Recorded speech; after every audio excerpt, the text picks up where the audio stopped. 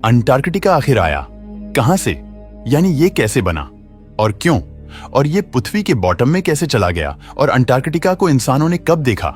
यानी ये कैसे डिस्कवरी हुआ? अंटार्कटिका की स्टोरी भी काफी इंटरेस्टिंग है, क्योंकि अंटार्कटिका भी कभी ऊपर हुआ करता था, लेकिन फिर कुछ ऐसा हुआ कि टूटकर दुनिया के बॉटम में चला गया और बना इस दुनिया का सबसे ठंडा कॉन्टिनेंट। तो जी हाँ दोस्तों, आज की ये वीडियो अंटार्कटिका पर होने वाली है और अंटार्कटिका के कुछ ऐसे राज भी जानेंगे जिनके बारे में पहले आप नहीं जानते होंगे। दोस्तों, अगर हम आज से 300 मिलियन साल पीछे जाएं, यानी डायनासोर के भी टाइम से पहले, तो उस टाइम पृथ्वी कुछ ऐसी दिखती थी। पृथ्वी पर सिर्फ एक ही बड़ा कॉन्टिनेंट था जिसे हम नाम देते हैं पैंजिया, जो एक सुपर कॉन्टिनेंट था जिसमें सारी लैंड एक ही जगह पर थी। अंटार्कटिका भी पैंजिया में ही था और उस टाइम में काफी ग्रीन था, यानी यहाँ बहुत बड़े बड़े जंगल्स थे जहाँ डिफरेंट टाइप्स के प्लांट्स थे, एनिमल्स थे और शायद और भी बहुत कुछ था। तो अब सवाल ये आता है कि जो अंटार्कटिका कभी एक ग्रीन महाद्वीप था, वो इतना ठंडा कैसे हो गया? यानी जहाँ कभी जंगल हुआ करते थे, वहां आज सिर्फ और सिर्फ बर्फ क्यों है? तो चलिए जानते हैं। तो दोस्तों, जैसे कि मैंने बताया कि पैंजिया एक सुपर कॉन्टिनेंट था, तो आज से 200 मिलियन साल पहले ये टूटकर दो हिस्सों में बंटने लगा, जो थे लॉरेशिया और गोंडवाना। ये दोनों भी सुपर महाद्वीप थे जिनमें काफी सारे अलग अलग कॉन्टिनेंट्स थे। लॉरेशिया में नॉर्थ अमेरिका, यूरोप, ग्रीनलैंड और एशिया का कुछ पार्ट जैसे चाइना और रशिया थे, और गोंडवाना में south America, Africa, Antarctica, Australia, Arabian प्रायद्वीप यानी सऊदी अरब और यूएई और इंडियन सब कॉन्टिनेंट अब बात हो रही थी। अंटार्कटिका की तो अंटार्कटिका भी गोंडवाना में ही था। पैंजिया के टूटने के बाद ये कई मिलियन सालों तक गोंडवाना में ही रहा और उस टाइम डायनासोर भी यहाँ रहा करते थे।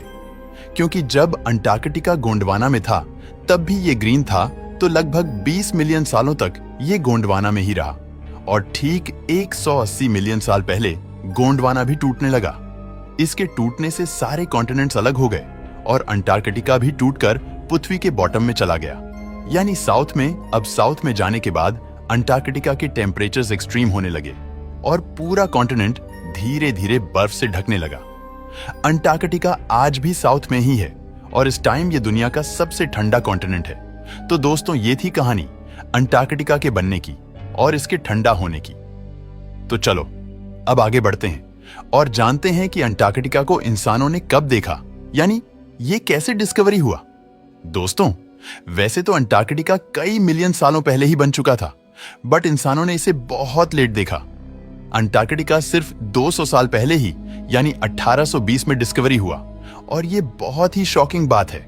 अंटार्कटिका को कैसे देखा, ये जानने से पहले हम वक्त में थोड़ा पीछे चलते हैं और जानते हैं कि अंटार्कटिका को देखने से पहले लोग क्या क्या सोचा करते थे।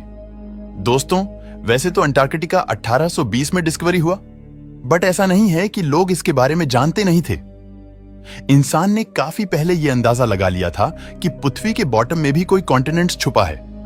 जीस तक पहुंच पाना काफी मुश्किल है। एंशिएंट फिलोसोफर एरिस्टोटल ने तो यह तक कह दिया था कि अगर पृथ्वी के ऊपर कॉन्टिनेंट्स है तो नीचे भी कोई बड़ा सा लैंड का टुकड़ा होना चाहिए जो ऊपर के कॉन्टिनेंट्स को बैलेंस करता होगा। अब बात में लॉजिक जरूर था, बट साइंस इन बातों को नहीं मानती। अब आगे बढ़ते साल 1773 में जेम्स कुक नाम का एक एक्सप्लोरर था जिसने पहली बार अंटार्कटिका सर्किल को क्रॉस किया। उसने अंटार्कटिका के आसपास के समुद्र को एक्सप्लोर किया और उसे पक्का यकीन हो गया कि यहाँ कोई कॉन्टिनेंट छुपा है। वो अंटार्कटिका के बहुत पास से गुजरा, बट उसे देख नहीं पाया। अब भले ही वह अंटार्कटिका को नहीं देख पाया, बट उसने स्ट्रांगली क्लेम किया कि यहाँ जरूर कोई बड़ा कॉन्टिनेंट है। जीस तक पहुंच पाना नामुमकिन है क्योंकि सदर रीजन के पास कंडीशंस काफी एक्सट्रीम थे।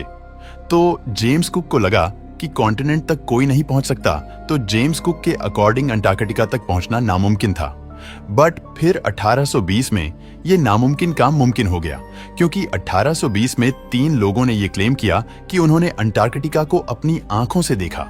फेबियन गॉटलीब, एडवर्ड ब्रासफील्ड और नाथनियल पामर। मजे की बात यह है कि इन तीनों ने अंटार्कटिका को एक ही साल देखा, यानी 1820 में फेबियन ने अंटार्कटिका को 27 जनवरी को देखा। एडवर्ड ने उसके 3 दिन बाद यानी 30 जनवरी को देखा और नाथनियल ने थोड़ा लेट देखा। यानी नवंबर में अब इन तीनों के अकॉर्डिंग इन्होंने अंटार्कटिका देखा। जरूर था, बट इनमें से कोई भी वहां लैंड नहीं कर पाया क्योंकि साउथर्न ओशन में कंडीशंस वैसी एक्सट्रीम होती हैं और सोने पे सुहागा। ये था कि अंटार्कटिका के इर्द गिर्द बड़ी बड़ी आइस शेलवेस हैं जो कि कई कई किलोमीटर्स थिक होती हैं। अब ना तो उस टाइम के जहाज आइस को तोड़ पाते थे और ना ही इन एक्सप्लोरर्स को कोई आइडिया था कि इन्हें ये सब देखने को मिलेगा। तो अगर ये लोग वहां उतर भी जाते तो ये मर भी सकते थे क्योंकि अंटार्कटिका के बारे में ये कुछ नहीं जानते थे और इसलिए ये बस अंटार्कटिका को देखकर वापस आ गए और इसे नाम दिया गया। अंटार्कटिका एंटी आर्कटिक यानी आर्कटिक का ऑपोजिट, क्योंकि अर्थ के ऊपर वाले एरिया को हम आर्कटिक कहते हैं तो नीचे वाला एरिया उसका ऑपोजिट हुआ, इसीलिए हमने उसे नाम दिया अंटार्कटिका। तो अंटार्कटिका अब डिस्कवरी हो चुका था, इसका नाम भी रखा जा चुका था, तो अब बारी थी इस पर लैंड करने की। दोस्तों, अब अंटार्कटिका पर लैंड होने की स्टोरी भी काफी इंटरेस्टिंग है क्योंकि अंटार्कटिका दुनिया का सबसे ठंडा कॉन्टिनेंट है। तो यहां लैंड होने का मतलब था मौत को दावत देना और ये खौफ खत्म किया। इस आदमी ने इसका नाम कार्स्टन बोर्चग्रेविंग का और ये एक नॉर्वेजियन एक्सप्लोरर था। ये बंदा 1895 में छोटी सी बोट पर अंटार्कटिका जाता है और वहां अपनी टीम के साथ लैंड होकर कुछ घंटे रुकता है। फिर ये वहां के कुछ स्टोन्स वगैरह कलेक्ट करके ले आता है ताकि ये प्रूफ दे सके कि ये वाकई अंटार्कटिका पर उतरा था। मजे की बात ये थी कि जैसे ही ये बंदा अंटार्कटिका पहुंचा तो इसके क्रू मेंबर्स आपस में झगड़ा करने लगे कि अंटार्कटिका पर सबसे पहले कौन कदम रखेगा। इस तस्वीर में आप क्लियरली देख सकते हो कि एक बंदा बोट से उतरकर भागा जा रहा है ताकि वो सबसे पहले अपने कदम अंटार्कटिका पर रख सके, जो कि काफी फनी बात है। इसने ये साबित कर दिया कि अंटार्कटिका पर लैंड होना इतना भी डेंजरस नहीं है और इसने ठान ली कि ये दोबारा भी अंटार्कटिका जाएगा और इस बार ये वहां रहकर आएगा। तो 1895 में अंटार्कटिका पर लैंड होने वाला पहला इंसान बना और उसके ठीक 4 साल बाद यानी 1899 में ये फिर से अंटार्कटिका गया और इस बार ये वहां पूरा 1 साल रुका। ये बंदा इस बार 10 बंदों की टीम लेकर जाता है और ये 10 के 10 लोग पूरे 1 साल तक अंटार्कटिका में सरवाइव भी कर लेते हैं, यानी अंटार्कटिका पर समर्स के साथ साथ पूरी एक विंटर भी गुजारते हैं जहां इन्हें एक्सट्रीम वेदर और -डिग्री की ठंड का सामना करना पड़ता है। इस दौरान ये जिंदा रहने के लिए सब कुछ करते हैं, जैसे इन्होंने अपने साथ जो फूड लेकर गए थे वो तो यूज की ही, लेकिन साथ ही साथ इन्होंने सील्स और पेंगुइन जैसे एनिमल्स को भी हंट करके खाया।